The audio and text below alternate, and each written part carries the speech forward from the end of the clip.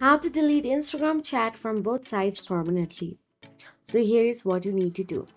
First of all you have to do is open the Instagram app on your mobile device and make sure that you are logged into your Instagram account. Once inside the Instagram app, tap on the direct message icon at the top right corner of your screen. Then open the conversation containing the message you want to delete. Then tap and hold the specific message, text, photo, or video you want to remove. Then tap on the unsent from the option that appears. This message is deleted from both your chat and the recipient's chat immediately. They won't see the message anymore. There is no way to recover it once unsent. You can only unsend one message at a time, no bulk delete. And if the other person has already seen the message, they might have read it, but it will still disappear from the chat history. So that is it. If you found this video helpful, please like, share, and subscribe. And thank you so much for watching.